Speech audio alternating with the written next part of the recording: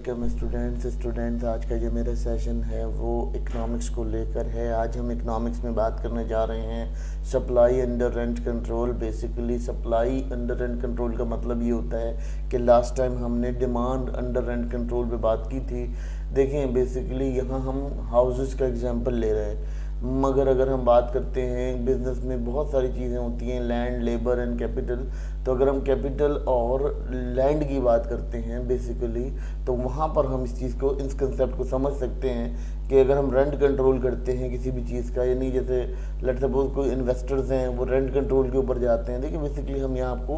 Basic concept of demand and supply समझा रहे हैं। बिल्कुल बुनियादी तौर पर जो डिमांड एंड सप्लाई समझने का जो कंसेप्ट है वो हम इस तरह से इस एग्जांपल्स के थ्रू समझते हैं इकोनॉमिक्स के अंदर, क्योंकि इससे क्या होता है, उससे आपको डिमांड और सप्लाई का बहुत अच्छे से विजन क्लियर हो जाता है कि आपकी जो कंडीशन है वो कैसे चल रही है। स्टूडेंट, अब मामला क्या होता है कि अब हम बात करते हैं जब हम इंसेंटिव कम कर देते हैं किसी भी इकोनॉमिक एक्टिविटी के अंदर, आपके जो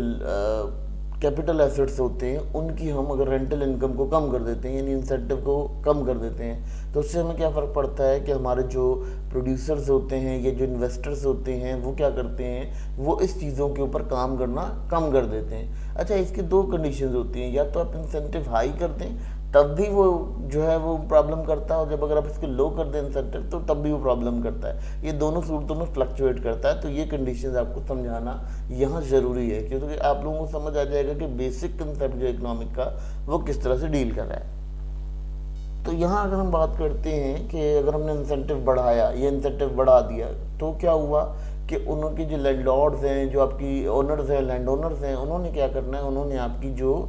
मार्केट है उसके अंदर एक्स्ट्रा वर्किंग करनी है, बहुत ज़्यादा काम करना है, जिससे उनको क्या होगा कि उनके मैक्सिमम रेवेन्यू जनरेट होगा। ये उनके लिए एक बहुत ज़्यादा जिसे कहना चाहिए कि फ़ायदेमंद होगा। लेकिन रियल स्टेट बिजनेस जो है वो लोअर इंसेंटिव के ऊपर डाउन हो जाएगा, गिर जाएगा। अब बात करते हैं जनाब, यहाँ पर ये कंडीशन समझ में आ जाती है कि उसके बाद क्या होता है। उसके बाद जो आपका ओनर होता है उसको ये चीज़ समझ आ जाती है, जब आपका रेंटल इंसेंटिव गिरता है तो रेंटल इंसेंटिव गिरने की वजह से आपकी जो मेंटेनेंस कॉस्ट होती है उसके ऊपर भी फ़र्क पड़ने लगता है। वहाँ क्या होता है, वहाँ पर आपका जो ओनर होता है, लैंड ओनर होता है, उसकी पोजीशन ये हो जाती है कि वो बहुत परेशान रहने लगता है, क्योंकि उसको पता होता है कि जब आपकी प्रॉपर्टी की वैल्यू डाउन होगी या ये कस्टमर छोड़कर जाएगा तो उसको इतना इंसेंटिव रिटर्न नहीं मिलेगा जिससे वो अपनी जो प्रॉपर्टी है उसे अच्छे से अर्न कर सके। तो ये एक बड़ा फ्लॉ समझा जाता है, और एक मतलब जैसे कहना चाहिए कि वैसे क्या होता है, इससे जो रेंटल हाउसेज होते हैं उनकी सप्लाई पे बहुत ज़्यादा इफेक्ट पड़ता है। अब वो जो सप्लाई पे इफेक्ट पड़ता है तो उससे क्या होता है, उससे सिंपल ये होता है कि जितने भी इन्वेस्टर्स होते हैं वो अपना रियल एस्टेट से इन्वेस्टमेंट को उठाकर किसी और जगह लगाने पे तरजीह देते हैं। अब क्या होता है, जब आप देखते हैं कि जब का इंसेंटिव गिरने लगता है तो जो कस्टमर, ये जिसे कहना चाहिए कि जो आपका इन्वेस्टर होता है वो क्या करता है, वो अपनी पेमेंट्स को विड्रॉ करने लगता है। जब वो पेमेंट को विड्रॉ करने लगता है तो उनको ये प्रॉब्लम क्रिएट हो जाती है कि उनकी जो प्रॉपर इनकम हो रही होती है वो उसको ख़त्म करने के लिए क्या करते हैं कि वो रियल एस्टेट या बिजनेस के अंदर से पैसे को निकालना शुरू कर देते हैं। अब वो जो पैसा निकलता है उससे क्या पोजीशन ख़राब होती है, उससे पोजीशन सिंपल ये ख़राब होती है कि आपका जो कंसेप्ट होता है, लिविंग स्टैंडर्ड होता है, वो बहुत ज़्यादा डिस्टर्ब हो जाता है। ये कंडीशन यहाँ समझने की बहुत ज़रूरत है, और इसको समझने के लिए आपको यूँ कहना चाहिए कि आपकी जो नेचर ऑफ बिहेवियर है वो इसी से डायग्नोज किया जाता है। क्योंकि आपकी जो मार्केट है उसके अंदर अगर हम इस तरह की कंडीशन देखते हैं कि लोग वहाँ अपनी रेंटल प्रॉपर्टीज़ को बेच रहे होते हैं, और रेंटल प्रॉपर्टीज़ को बेच के वो एंगेज हो रहे होते हैं किस चीज़ में, वो एक और नई चीज़ के अंदर एंगेज हो रहे होते हैं, वो अपने पैसे को यहाँ लगाना चाह रहे होते हैं। तो वहाँ ये कंडीशन देखी जाती है कि वहाँ विड्रावन पेमेंट कम कंडीशन आ जाती है, उसको हम विड्रा इफेक्ट कहते हैं। तो विड्रा इफेक्ट भी समझा जा सकता है इसे। अब क्या होता है, जब इस तरह के जब देखते हैं कि रेंट कंट्रोल का प्रोसेस हो जाता है, यानी रेंट आपका बहुत ज़्यादा कंट्रोल करने लगता है, तो वहाँ क्या होता है, वहाँ आपकी सप्लाई जो है वो कॉन्ट्रैक्ट होने लगती है। यानी आपके पास जो रेंटल इनकम्स हैं या रेंटल होम्स हैं या रेंटल अपार्टमेंट्स हैं उनके ऊपर जो है वो डिमांड का पहरा आने लगता है, डिमांड बहुत सख्त होने लगती है। वहाँ ये पोजीशंस होती हैं, वहाँ ये मामलात होते हैं। अच्छा, अगर हम बात करते हैं तमाम इवेंट की, तो इस इवेंट के अंदर जब आप रेंट कंट्रोल करते हैं किसी भी प्रॉपर्टी का या किसी भी एसेट्स का, ठीक है, तो वहाँ क्या होता है, वहाँ पर पोजीशन ये होती है, देखिए वहाँ पोजीशन ये हो जाती है कि ओनर को उसके फ़ायदे नहीं मिल रहे होते, जिसकी वजह से क्या होता है कि ओनर जो है उसकी सप्लाई कम होती चली जाती है, क्योंकि वो बेच रहा होता है अपनी प्रॉपर्टी से काम ख़त्म कर रहा होता है। तो ये भी उसके लिए एक बहुत ज़्यादा जैसे कहना चाहिए कि परेशान कौन मसला होता है। अब एक और कंडीशन ये होती है कि आपका जो हाउसिंग कंडीशन है, यानी आपकी जो भी हाउसिंग है या आप कह लें लैंड है, ये जो भी आपकी एसेट्स हैं जो कि हम रेंट पे दे सकते हैं। अब क्या होता है, जब उनकी रेंट कंट्रोल की पोजीशन होती है तो जो उसका ओनर होता है वो क्या करता है, वो अपनी चीज़ों को देने से मना कर देता है कि मैं रेंट पे नहीं दे रहा, जिसकी वजह से क्या होता है कि उसकी जो प्रॉपर्टी होती है वो खाली रहती है और वो किसी जगह अलोकेट नहीं हो पाती। इस वजह से क्या होता है, मार्केट में डिमांड बढ़ती है, और डिमांड बढ़ती है तो फिर आपको जो रेंट है उसको बढ़ाना पड़ जाता है। तो बेसिकली रेंट कंट्रोल की कंडीशन ये है कि जब आपकी किसी भी चीज़ की आप रेंट कंट्रोल करने की कोशिश करते हैं, किसी भी फाइनेंशियल एसेट को जब आप कन्वर्ट कर रहे होते हैं रेंट कंट्रोल के अंदर, तो वहाँ आपकी पोजीशन क्या हो जाती है, वहाँ आपके पास ये देखने को मिलता है कि आपका जो सिस्टम होता है वो उस तरह से काम नहीं कर पाता, और वो वहाँ पर सप्लाई ऑफ हाउसेज भी कम हो जाते हैं, और फिर उसके बाद जो रिसोर्सेज ऑफ हाउसेज मौजूद भी होते हैं तो वो भी प्रॉपर इस्तेमाल नहीं हो पाते, क्योंकि लोग अपना रेंट बिल्डिंग देना नहीं चाहते। फिर से एक बड़ा शिफ्ट मिलता है स्टूडेंट्स। अब शिफ्ट क्या मिलता है कि आपकी जो प्रॉपर्टी होती है ना,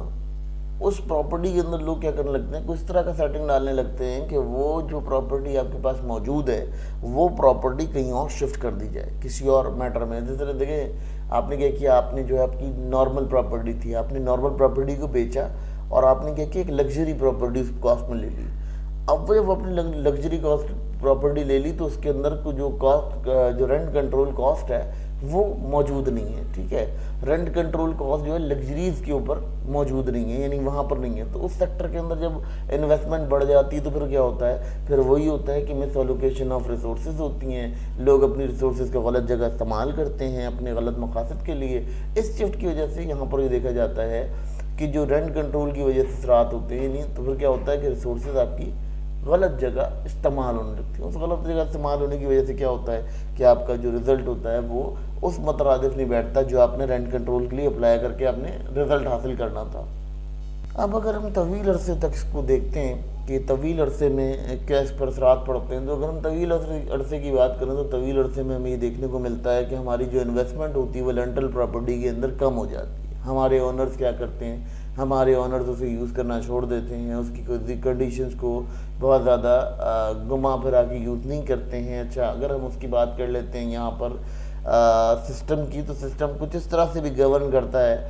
कि मामलात जो हैं बहुत ज़्यादा चेंज होते चले जाते हैं, हालात बहुत ज़्यादा चेंज होते चले जाते हैं, क्योंकि हम रेंटल इनकम के ऊपर डिपेंड कर रहे होते हैं। तो रेंटल इनकम के ऊपर जब डिपेंडिंग होती है तो ये मामलात हमारे पास बहुत ज़्यादा जिसे कहना चाहिए सेक्रीफाइस कंडीशन में आ जाते हैं। क्या, अब अगर हम बात कर लेते हैं मजीद इस सिस्टम को, तो इस सिस्टम में अगर हम देखते हैं तो लॉन्ग रन में ये बहुत ज़्यादा हमें इम्पैक्ट इसलिए देता है कि कंट्री के अंदर इन्वेस्टमेंट का बहुत ज़्यादा लोअर क्राइटेरिया हो जाता है रेंटल पेमेंट्स के लिए, और जो इन्वेस्टर होता है वो कोशिश करता है कि अपना रिटर्न ज़्यादा करे तो वो किसी और इन्वेस्टमेंट के ऊपर मूव कर जाता है। स्टूडेंट, ये जो हमने कॉज एंड कॉन्सिक्वेंसेस डिस्कस किया आपसे, ये तमाम कॉजेज़ और कॉन्सिक्वेंसेस जो हैं ये आपके लिए कुछ इस तरह से किरदार अदा करते हैं आपकी ज़िंदगी में कि आप लोगों को ये समझने में आसानी हो जाती है कि सप्लाई किस सूरत में बहाल होती है और किस सूरत में सप्लाई की लेक हो जाती है, सप्लाई कम हो जाती है।